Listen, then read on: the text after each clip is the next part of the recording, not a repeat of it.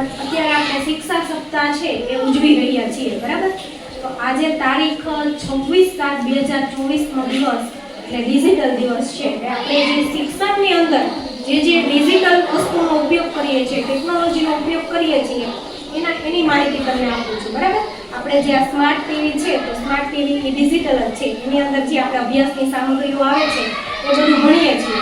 એના પછી દીક્ષા પોર્ટલ છે, તો દીક્ષા ઉપર પણ તમે બધા ભણો છો, એનાથી માહિતગાર છો. એવી રીતે જી શાળા આવે છે, પછી ડીડી ગિરનાર ઉપર જે ચેનલો આવતી એનાથી તમે અભ્યાસ મેળવતા. તો જે અભ્યાસમાં એ આપણને ખૂબ ઉપયોગી છે. ડિજિટલ ટેકનોલોજી છે એ ખૂબ ઉપયોગી છે અને એ શીખવું પણ ખૂબ જરૂરી છે. એટલે ડિજિટલ સ્કિલ છે આપણે વિકસાવવાની છે, બરાબર? તો જી શાળાનો ઉપયોગ કરીને જે આપણે અભ્યાસ કરીએ છીએ, તો પહેલા એનો ઉપયોગ કરતા આવડવો જોઈએ. તો એ ઉપયોગ કઈ રીતે તમારે કરવો એ માહિતી આપણને ગુજરાતી હસ્તી છે એ આપશે.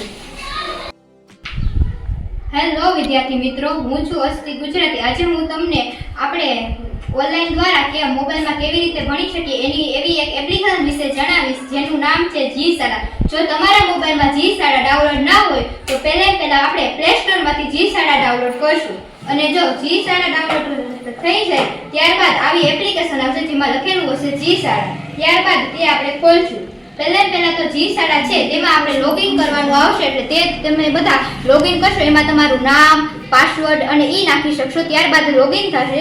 ત્યારબાદ આવું ખુલશે અને તેમાં આ 3 લાઈન આવશે, તેના ઉપર ટચ કરીશું અને ત્યારબાદ એમાં આવશે વિષય સંસાધનો. એના ઉપર ટચ કરીશું. એમાં વિષય સંસાધનો ઉપર ટચ કરીશું. તેમાં ઘણા બધા ધોરણો આવશે. તમે જે ધોરણમાં ભણતા હોય ને તમારે જે ભણવું હોય એમાં આ આવશે ધોરણો. તમે અત્યારે જે ધોરણમાં ભણો એની એપ્લિકેશન ભણો. જેમ કે હું 9મા ધોરણની અત્યારે ખોલી રહી છું.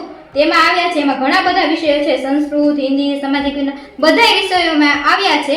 અત્યારે આપણે સામાજિક વિજ્ઞાન ખોલશું. તેમાં જુઓ પહેલો પાઠ છે, તેમાં વિડીયો, પ્રસ્તાવના બધું એમાં આવશે અને છેલ્લે મૂલ્યાંકન કરીને આપણે ટેસ્ટ ભર્યો હોય તો એ પણ આવશે.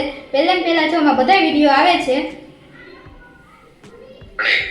સમગ્ર વિશ્વમાં એક આ રીતે આપણે ઓનલાઈન દ્વારા પાઠ સમજી શકીએ છીએ અને તેમાં આમાં ઘણું બધું ભણવાનું પણ શીખી શકીએ છીએ અને આમાં મૂલ્યાંકન દ્વારા ટેસ્ટ પણ ભરી શકીએ. આ રીતે આપણે ટેકનોલોજીનો ઉપયોગ ભણવામાં પણ કરી શકીએ છીએ.